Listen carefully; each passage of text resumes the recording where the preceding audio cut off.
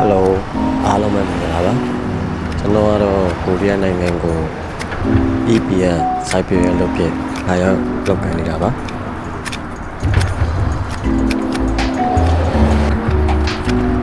ပုံမှန်ဆိုရင်ကျွန်တော်လုပ်ကိုင်လူများလာရောက်တဲ့ဖြစ်တဲ့ကိုရီးယားပိုင်းနယ်မှာအလုပ်လုပ်ရတာပါနော်ဒီနေ့ကတော့ပိုင်းနယ်မှာမလုပ်ရဘဲနဲ့ကုမ္ပဏီကနေပြီးတော့တာဝန်ယူထားတဲ့ဒီလမ်းမကြီးတွေကစုံတော်မျိုးလို့တီရှူပင်တွေပေါ့နော်ဒီပင်တွေကိုလာပြီးတော့ညှက်ပေးနေရတာပါတီရှူပင်တွေကရှည်လာပြီးတော့အုံလေးကများလာတဲ့ကြောင့်လေမထိရဲ့ဒီဂိုင်းတွေအရွက်တွေကသိနိုင်တယ်လို့ပြောပါတယ်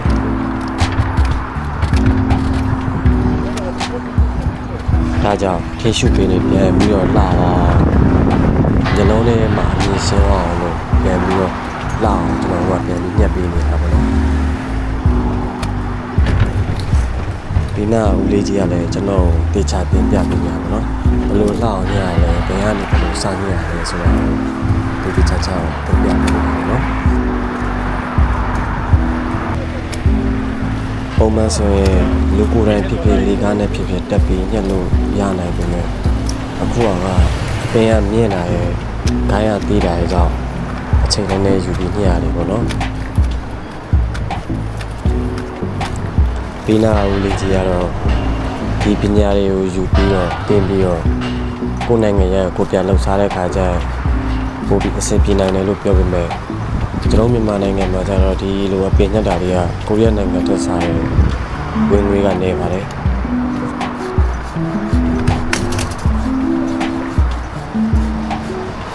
ပြီးတော့မြန်မာနိုင်ငံရဲ့ရာသီဥတုပို့ချကြောင့်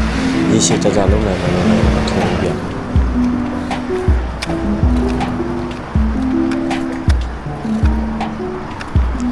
အပင်ကနည်းနည်းမြင့်လာရဲ့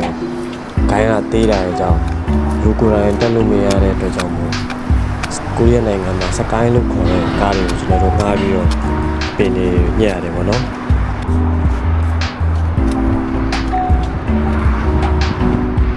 ပုံမှန်ဆိုကိုရီးယားနိုင်ငံရဲ့လမ်းမတွေပေါ်မှာအလုပ်လုပ်နေဆိုရင်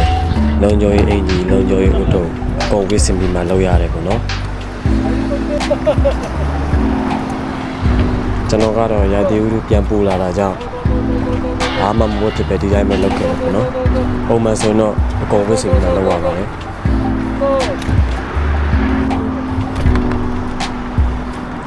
တပင်လုံးကိုစိတ်ကြိုက်ကိုညှက်ပြီးလို့ရှိရင်ပြန်ပြီးတော့စစ်ဆေးရပါတယ်ဘယ်နားမှာကြမ်းနေသေးလဲ